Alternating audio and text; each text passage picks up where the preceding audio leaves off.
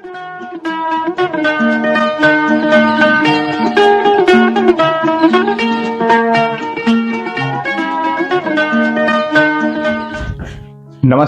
आदाब, hello friends. आपके साथ मैं हूं फराज और चैनल है फिल्मी फराज। सबसे पहले आप सबको हैप्पी न्यू ईयर। 2024 सबके लिए अच्छा साबित हो, ऐसी मैं दुआ करता हूं और आपकी दुआएं भी चाहिए। और अब साल का पहला कार्यक्रम प्रस्तुत करने जा रहे हैं और इसमें जिक्र बहुत सी बातों का होगा, रफ़ी साहब का होगा और बताएंगे कि शम्मी कपूर ने क्या मांग लिया था रफ़ी साहब से और रफ़ी साहब ने फिर तोहफे में उन्हें वो चीज़ दी और कहा कि भाई ऐसा मत किया करो, इतना महंगा तोहफा मत लिया करो। सारी बातें आज इस कार्यक्रम में करते हैं, साल के पहले प्रोग्राम में। दोस्तों, ब्रह्मचारी फिल्म आई थी 1968 में और उसके गीत, शंकर जयकिशन का संगीत एक से बढ़कर एक थे। उसके पहले भी अगर आप देखें तो शम्मी कपूर जी और रफ़ी साहब का कैसा साथ रहा ये हम जानते हैं। चाहे शंकर जयकिशन का संगीत हो, ओपी नैयर, रवि साहब, कल्याण जी, आनंद जी।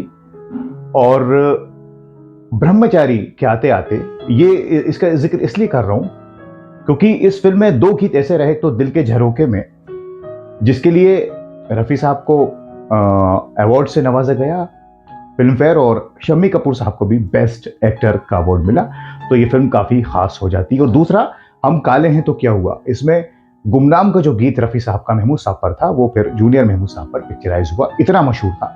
और फिर बच्चों की कहानी और गीत संगीत अलग कहानी थी। इसी के ऊपर बाद में एक और फिल्म बनी मिस्टर इंडिया, वो भी काफ़ी कामयाब रही। उसमें थोड़ी तब्दीलियां थी लेकिन काफ़ी चली। हम आपको बताएंगे कि शम्मी कपूर साहब ने रफ़ी साहब से क्या मांगा था, लेकिन उसके पहले क्योंकि ब्रह्मचारी फिल्म की बात हो रही है और शम्मी कपूर जी, रफ़ी साहब, राजश्री जी, प्राण साहब, मुमताज़ जी, काफी लोग, बच्चे बहुत सारे। सपनों में खो जाओ, मैं गाऊं तुम सो जाओ। आजकल तेरे मेरे प्यार के चर्चे हर जबान पर, सबको मालूम। चक्के में चक्का, चक्के पे गाड़ी, गाड़ी में निकली अपनी सवार। हम काले हैं तो क्या हुआ, दिल वाले हैं हम, तेरे तेरे ते मोहब्बत के खुदा हम हैं। मिसाल है तेरी, तारीफ क्या तुम सो जाओ। तो ब्रह्मचारी फिल्म सचिन भौमिक साहब ने लिखी, और भी फिल्में उन्होंने लिखी हैं, बड़े मशहूर राइटर वो रहे, आराधना वगैरह लिखी, कई फिल्में। इसलिए बता रहा हूं, बड़ी दिलचस्प बात है कि ब्रह्मचारी फिल्म की कहानी कैसे उपजी। सचिन भौमिक उन दिनों बंबई में प्रभा देवी मार्केट में, प्रभा देवी जो म्यूनिसिपल हॉस्पिटल है वहां से गुजर रहे थे, तो एक पालना उन्हें दिखा बाहर हॉस्पिटल के। तो उन्होंने पता किया कि उस पालने में लोग बच्चों को छोड़ जाते हैं जो अनाथ बच्चे होते हैं और फिर उन्हें पाला जाता है। वहां से सचिन भौमिक के दिमाग में ये कहानी आई कि ऐसे बच्चे होंगे 12 और एक जो युवा होगा उन्हें पालता होगा, कहानी बुनी। और ये कहानी लेकर वो कई सालों तक इधर उधर घूमते रहे और बाद में फिर जीपी सिप्पी साहब एक फिल्म बना रहे थे ब्रह्मचारी, बप्पी सोनी जिसका डायरेक्शन कर रहे थे। बप्पी सोनी इसके पहले अपने दोस्त शम्मी कपूर के साथ जानवर बना चुके थे, उसमें राजश्री जी भी थी और ये कामयाब फिल्म थी, गीतों संगीत बड़ा मशहूर रहा था इसका, लाल छड़ी और बहुत सारे गीत। और यहाँ आपको एक बात और बता दें, बप्पी सोनी और शम्मी कपूर बचपन के दोस्त थे, इसलिए इनकी कई फिल्में साथ हुई। ब्रह्मचारी तो आई, फिर प्रीतम, जवां मोहब्बत। एक जमाने में टिकट चेकर हुआ करते थे बप्पी सोनी साहब, तो वो बाद में उन्होंने छोड़ दिया वो पेशा, और शम्मी कपूर और बप्पी सोनी एक साथ वहाँ खड़े हो जाया करते थे टिकट चेकिंग पर, और जो मुसाफिर आते थे बिना टिकट उनसे पैसे वसूल लेते थे और फिर फिल्म देखने के पैसे इनके पास हो जाते थे। उस जमाने की इनकी दोस्ती रही। खैर, अब सचिन भौमिक साहब जब जीपी सिप्पी साहब से मिले और बप्पी सोनी को उन्होंने कहानी सुनाई ब्रह्मचारी की, तो वो बड़े खुश हुए। उन्होंने कहा हम इस पर फिल्म जरूर बनाएंगे। इस तरह से ये तय हुआ। फिर बेंगलोर में स्क्रिप्ट वगैरह पूरी कंप्लीट हुई और तैयारी हुई कि ब्रह्मचारी फिल्म बनेगी। और फिर शम्मी कपूर साहब और राजश्री जी भी आ गई, मुमताज़, प्राण साहब, सारी चीज़ें अपने आप आने लगी। राजश्री जी राजश्री जी और शम्मी कपूर साहब एक साथ आ चुके थे फिल्म जानवर में बप्पी सोनी की, तो लिहाजा इनको रिपीट किया गया ब्रह्मचारी में। और राजश्री उन दिनों बड़ी मशहूर हो गई थी, कमर से नीचे साड़ी बांधा करती थी, एक अलग स्टाइल था, लोग उन्हें पसंद करते थे। अब गीत और संगीत इसका हम जानते हैं, एक से बढ़कर एक गीत हैं, चक्के में चक्का और दिल के झरोके में, और खास करके मुझे बड़ी पसंद है लोरी मैं गाऊं तुम सो जाओ। तो ये सारी बातें रही, फिल्म आपने देखी होगी, मजेदार फिल्म है, एक मैसेज भी देती है।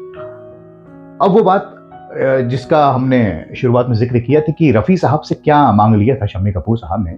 तो दोस्तों, शम्मी कपूर साहब रिकॉर्डिंग्स में रहा करते थे और रफ़ी साहब से कैसी उनकी ट्यूनिंग थी, खास करके मोहम्मद रफ़ी साहब, शंकर जयकिशन और शम्मी कपूर। बहुत सारी फिल्में हैं, जानवर, जंगली।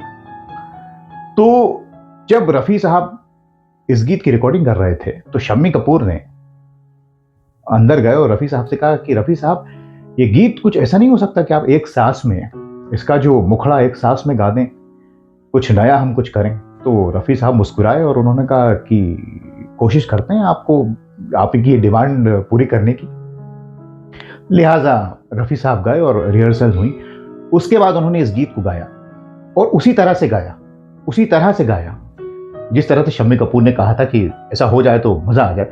आप देखिए, ये गीत दिल के झरोखे में जो गाया है, तो बाद में जब शंकर जयकिशन ने ओके किया, रफ़ी साहब बाहर निकले, तो शम्मी कपूर ने कहा कि रफ़ी साहब, आपने जो मुझे ये गिफ्ट दिया है, मान गया, आप मेरी हर बात को पूरी कर देते हैं। आपने कश्मीर की कली में भी ऐसे ही किया, तारीफ़ करूँ, आखिर में आपने ओ.पी. नैयर साहब से कह के कर दिया, और एन इवनिंग इन पेरिस के गीत वैसे ही गाए जब मैं नहीं था तो भी, और ये आपने एक सांस में इसका मुखड़ा गा दिया, तो ये गिफ्ट आपने मुझे दे दिया है। लेकिन रफ़ी साहब ने कहा, भाई ये मुश्किल होता है गाना, इतना आसान नहीं होता, आप फरमाइश करते हैं मुझसे पूरा कर देते हैं, लेकिन ख्याल रखें नहीं तो आगे क्या होगा। खैर, ये हंसी मजाक वाली बातें हैं। इस तरह से ये गीत आया और इतना मशहूर हुआ कि इसके लिए रफ़ी साहब को, मैंने आपको बताया, अवार्ड मिला, और शम्मी कपूर को भी अवार्ड मिला इस फिल्म में बेस्ट एक्टर का। और ये फिल्म खूब चली और सबको शोहरत मिली इस फिल्म से, और इसने एक अलग रास्ता खोला। दिल के झरोके में तुझको बिठा कर यादों को तेरी मैं दुल्हन बना, जलवे पर आए भी होंगे लेकिन झलक मेरे ख्वाबों में होगी।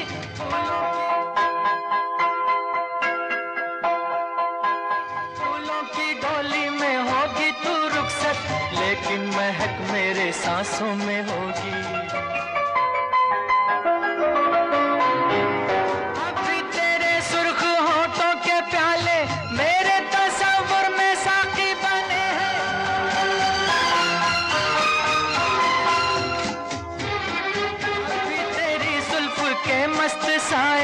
बिरहा की धूप में साथी बने हैं, रखूंगा मैं दिल के पास, मत हो मेरी जाऊंगा। बाद में फिर मिस्टर इंडिया भी बनी।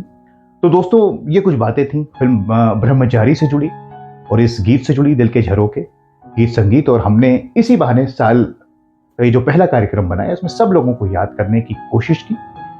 आप हमें कमेंट्स करके बताइए, तारीफ कीजिए, बुराई कीजिए, लेकिन कमेंट्स जरूर कीजिए। और अपना बहुत ख्याल रखें। एक बार फिर से आप सबको wish you a very happy new year. आपके लिए ये साल बहुत अच्छा रहे। इसी बात के साथ आज के प्रोग्राम को यहीं संपन्न करते हैं। फिर मुलाकात होगी, तब तक के लिए अपने दोस्त फराज को इजाजत दीजिए। नमस्कार, खुदा हाफिज।